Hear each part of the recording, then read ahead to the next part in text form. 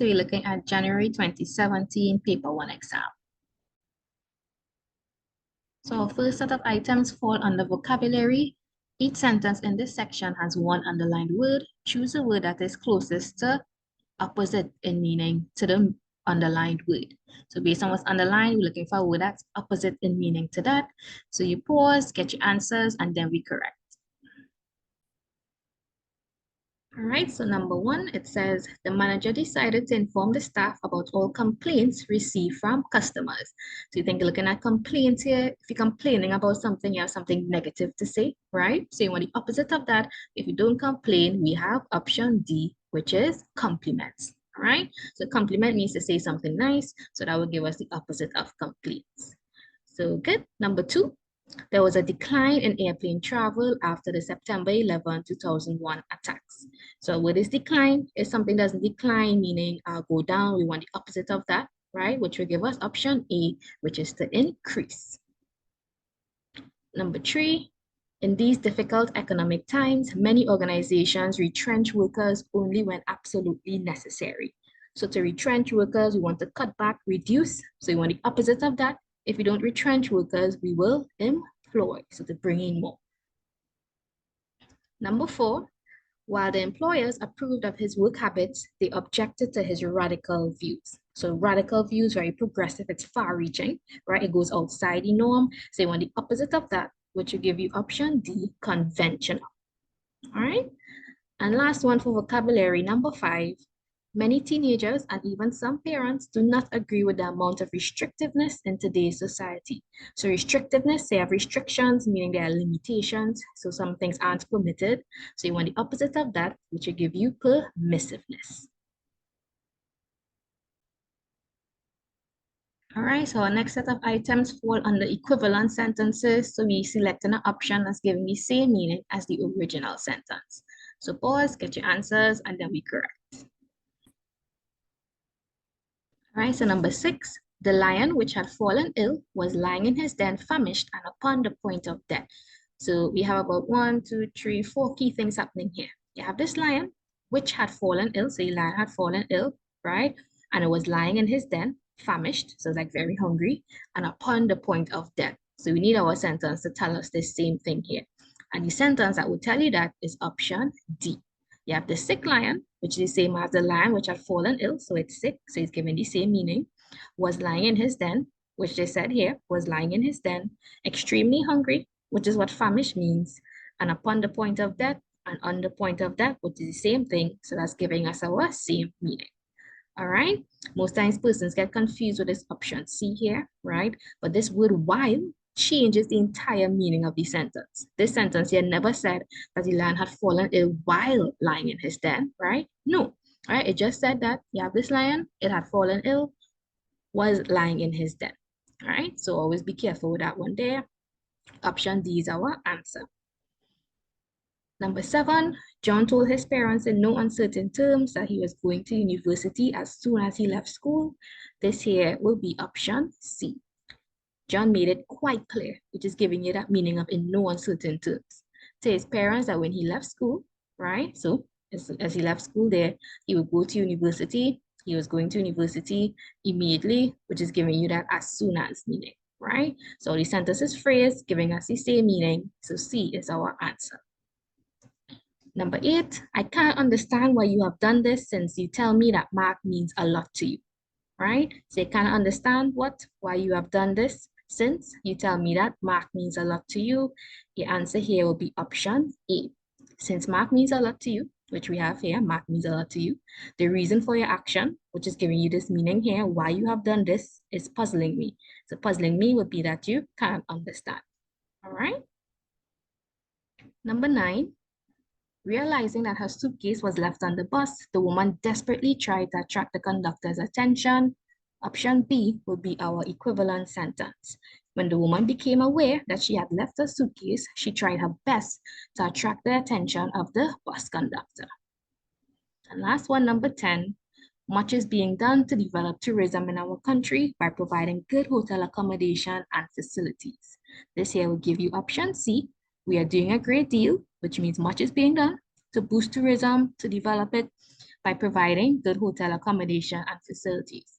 So the only part we didn't have was the in our country part, but compared to A, B, and C, these are incorrect in the information they are giving, right?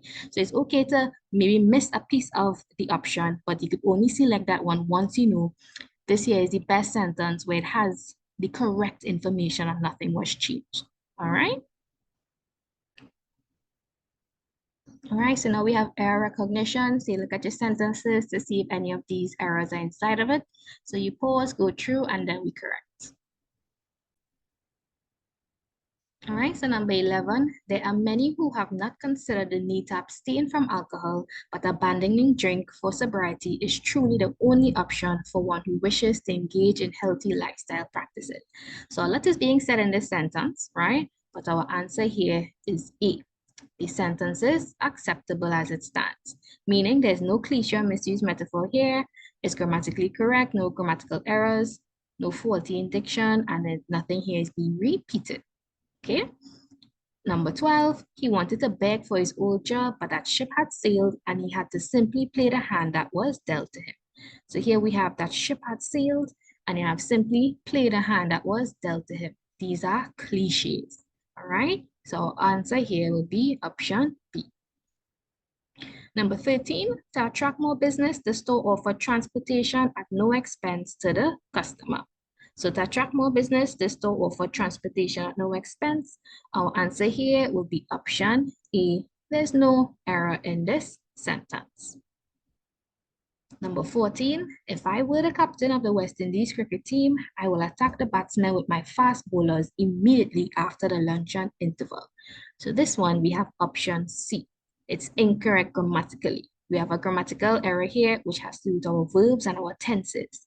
If you see here when it started, we said, if I were the captain of the West Indies cricket team, and then you have I will. So you have past tense here, and then we have present tense, right? We're talking about the same situation, so that'll be incorrect, right? We need to have continuous tense in our sentence. So this here was supposed to be, I would attack the batsman with my fast bowlers. Last one, number 15. From the examination results, it was quite clear that Joan's work was not up to mark, and so she missed the boat. So this here we have, so she missed the boat. This is a cliche, so we have option B. All right, so next set of items, you're looking for grammatical errors, errors with idiom, or vocabulary errors. So pause, go through, and then we go. All right, so number 16, overcome by fear, I ran past my home without realizing I had done so. So A here would be our error. We have I ran past my home. So this past here is the past tense of the verb pass, which is P-A-S-S, right? Which means like to go forward, right? However, here we're not using it as a verb. We need it as an adverb because here we are describing this action here. I ran, how or where did you run? Past, right? And that past here is spelled P-A-S-T. All right, so this was the correct word that was supposed to be used. Number 17, in A House for Mr. Biswas, Naipaul shows that how a man may struggle against great odds to achieve those things that he most desires. A here will be your error, right? We don't need both at that how.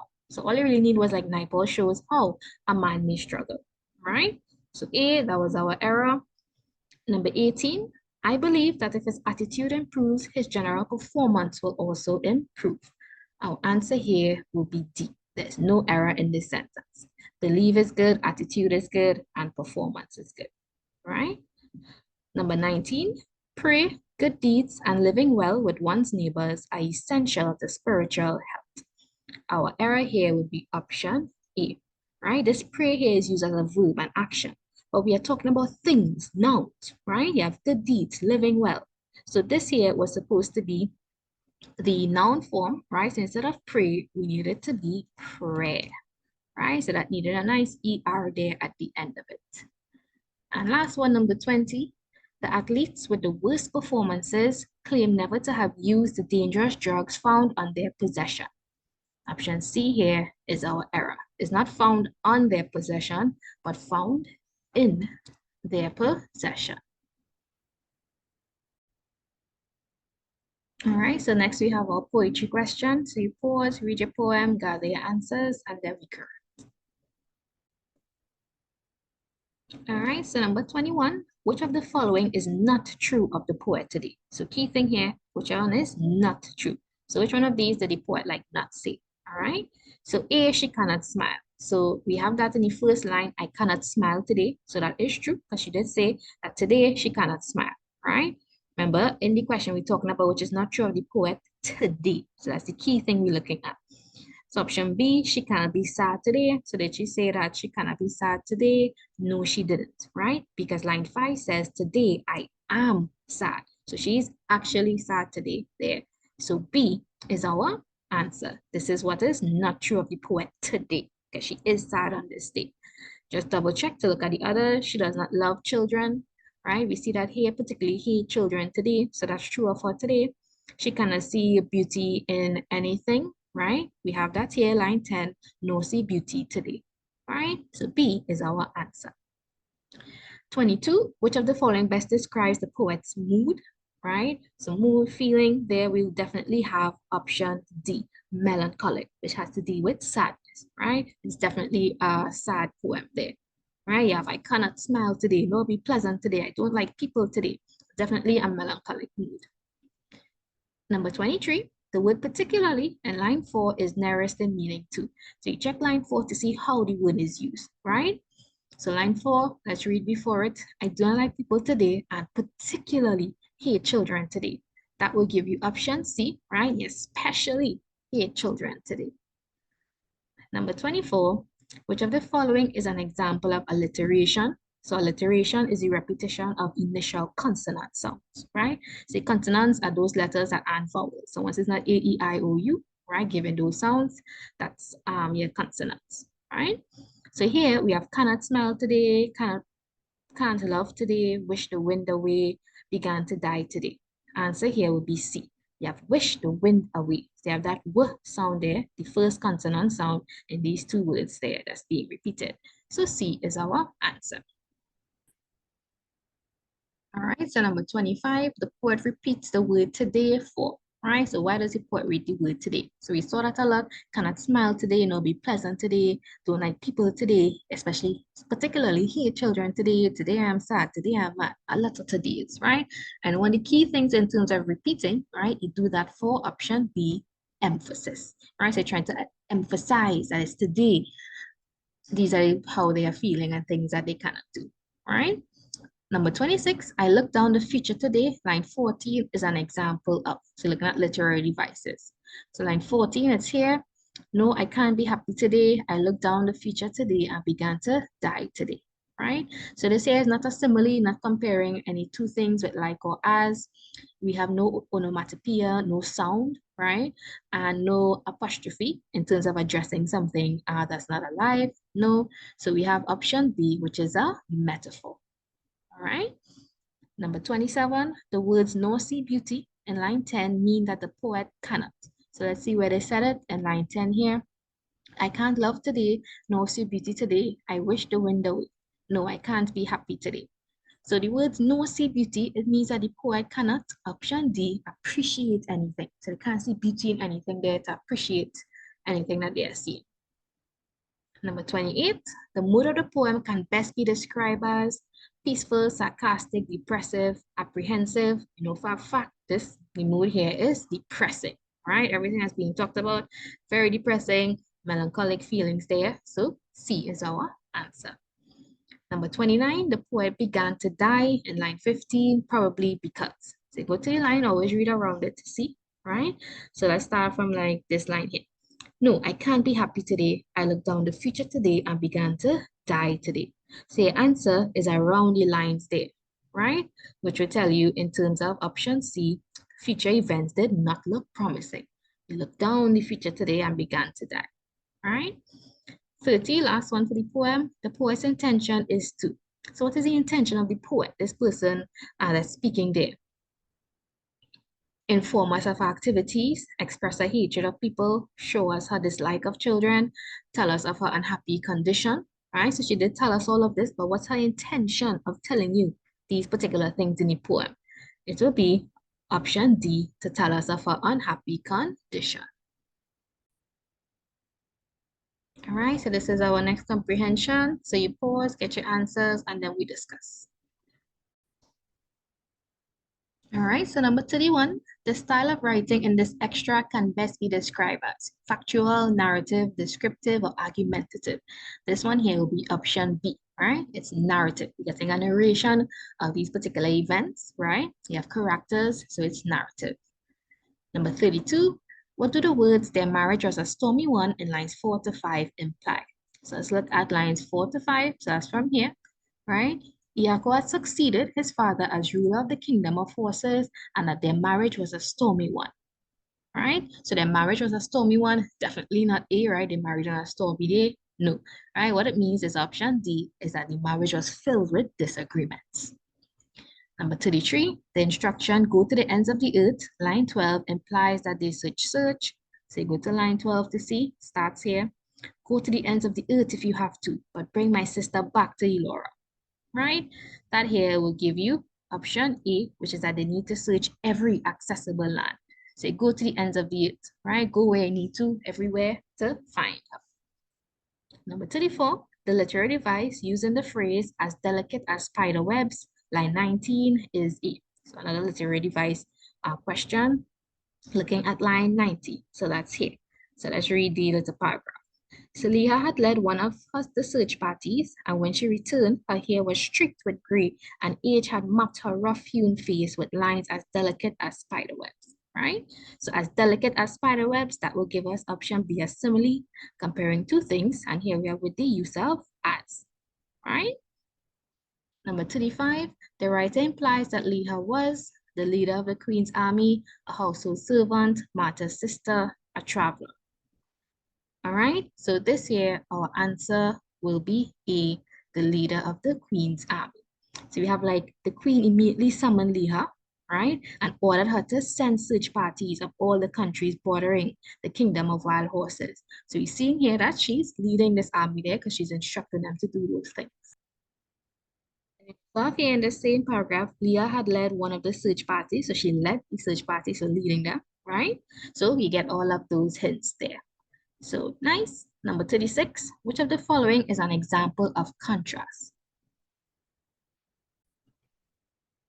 Contrast, when we're showing a difference, right, with things there, that will give you option D, which is lighting up her dark face. You have that light versus dark there, right? So that's your contrast. Number 37, the cloud of white hair is an example of totes, metaphor, oxymoron, personification, right? So it's none of these. A, C, or D. Our answer here will be B, a metaphor. And last one, number 38, the concluding sentence of the extract suggests that. So let's read the concluding sentence, which is the last one. So that's this sentence here. And somehow, all the hardship she had endured traveling across parched savannas, through densely wooded valleys, over mountains, and down turbulent rivers were forgotten. All right, so you want to see, okay, what does that suggest? So we have A, they had forgotten all about Ilana. B, they had given up the search for Ilana. C, Leah would be willing to continue the search. Or D, the problems which Leah had encountered in the search were forgotten. All right, so our answer here would be option D. Problems, right? All those problems traveling across parts of savannah through densely wooded valleys, right? They were forgotten. So you had that exactly there in your passage. So D is your answer. All right, so you pause and get your answers for this next passage. All right, so number 39, it says, according to paragraph 1, which is lines 1 to 5, which of the following results from conflict between family members? So disorder in societies, anxious parents and children, disruptive behavior in homes, high levels of tension between parents. Our answer here will be option A, disorder in societies, right? Is what results from conflict between family members. You see that here in the last line, right? The internal matter is not without its external implications. For only where there are orderly and peaceful families can there be an orderly and peaceful society, right? So we got that there in that paragraph. Number 40, according to the extract, all of the following threaten the existence of the family except, all right? So what we have there that threaten except will be option B. Conflicts between employers and working parents. We didn't have anything there about with employers and working parents, right? In terms of threatening the existence of the family, no. What we did have is A, the high divorce rate, right? We see that here, high incidence of divorce and marital separations. We have problems family members experience in getting along. We definitely have that there. And option D, the increase in the number of mothers. We have that in this paragraph here, increase in the number of mothers of school-age children. So B was our answer. Number 41, the word that is closest in meaning to imperatives in line 9 is. So you go to line 9, see how the word was used. So you have here, for the most part, economic imperatives have left women no choice. Our answer here would be A, economic demands. All right. 42, in paragraph 2, line 6 to 12, the writer compares income in the 1950s to income today to show that.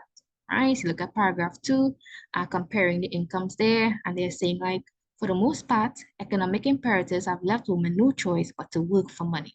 And income sufficient to maintain an average family style took one Canadian 48 hours a week to earn in the 1950s.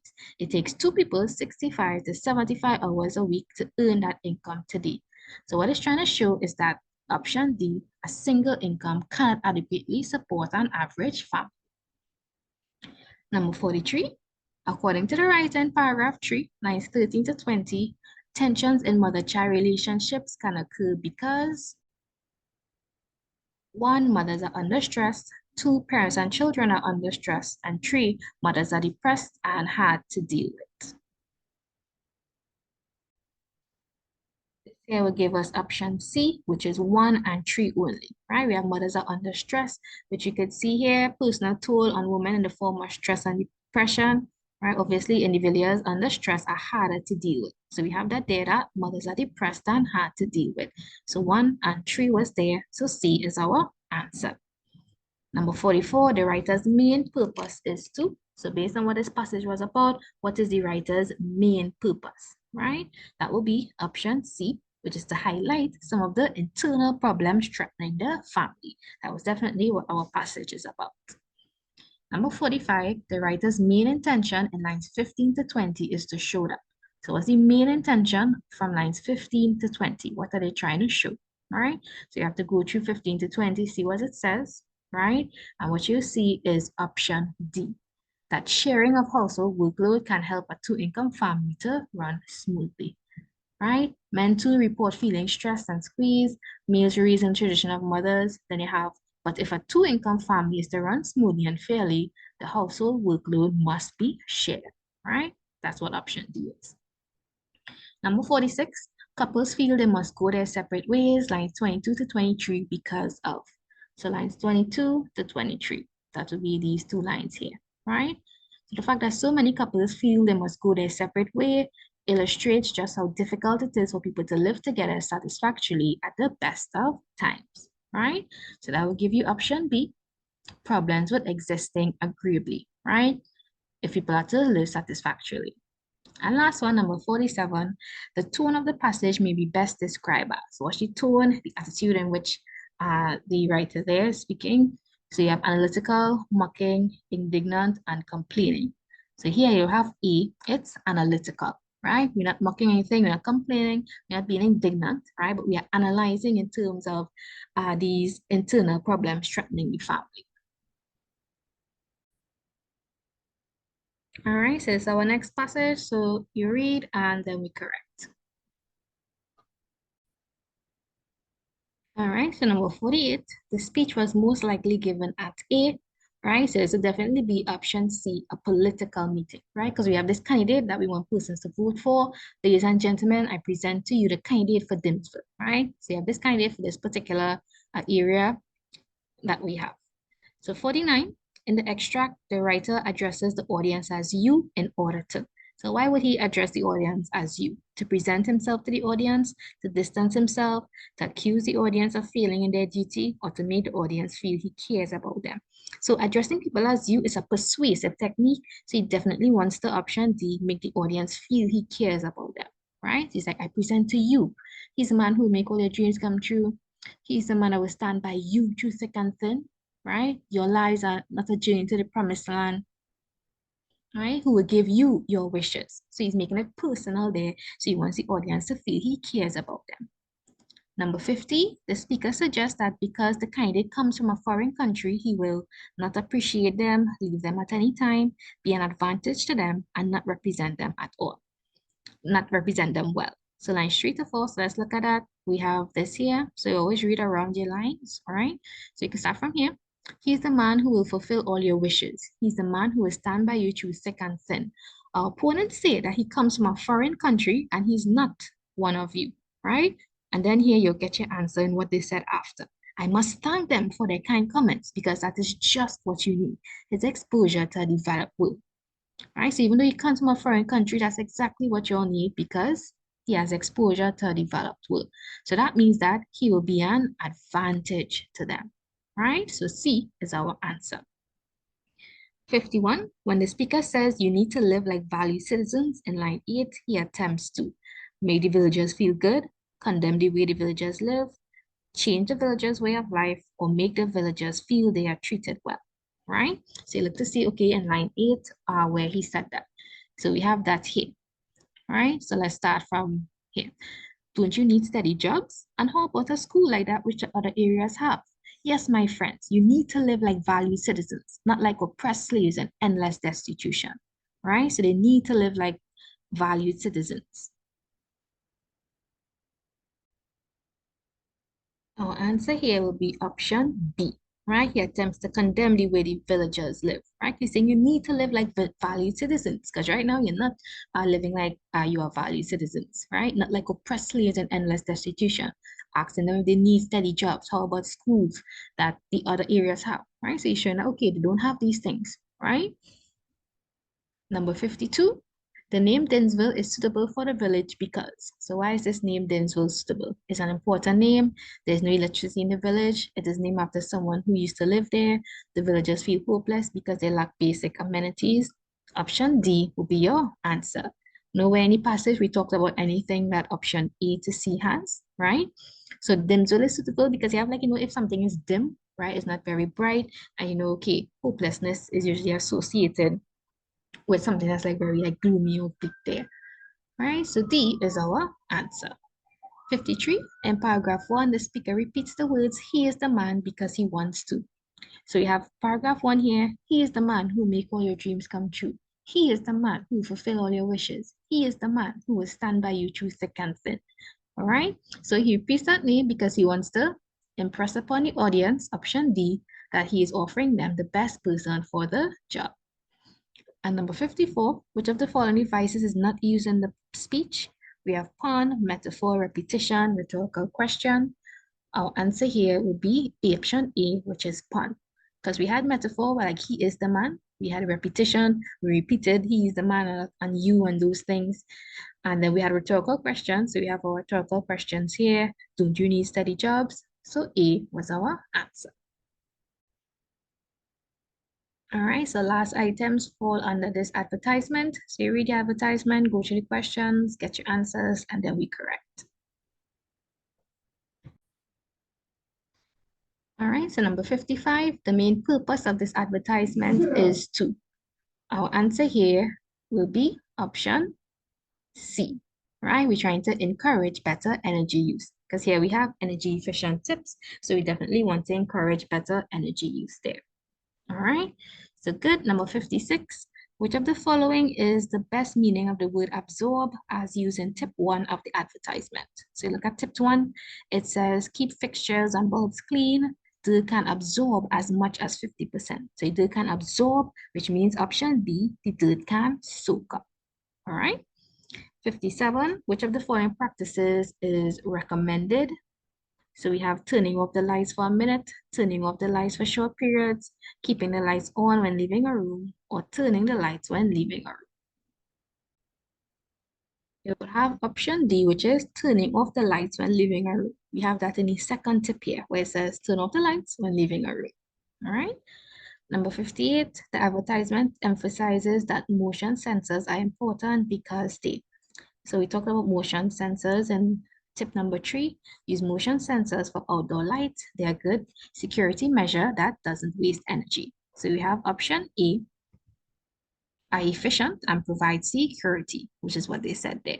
All right. 59, which of the following statements is not made in the advertisement? So which one is not in this advertisement here? So we have A, low wattage bulbs use less energy.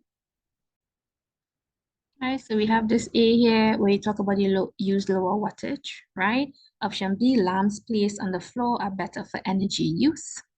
So we have in terms of place floor or table lamps in a corner, right? This allows light to reflect from the wall. All right, so that there is completely different to place the lamps on the floor are better for energy efficiency. We did not say that. So B is our answer, right? Because we have not all light bulbs are energy efficient, right? That was there. And we also have compact fluorescent lights are energy efficient, which they said here, right? Lights use up to 75% less energy. So B is our answer. And last one, number 60, the information in the advertisement would be most useful to contractors, electricians, householders, or the light company. So based on the information we have, who would this be most useful to? C, option C, which is householders, right? Because these are the energy efficient tips that you can do in your homes as well. All right, and that's the end of our exam paper.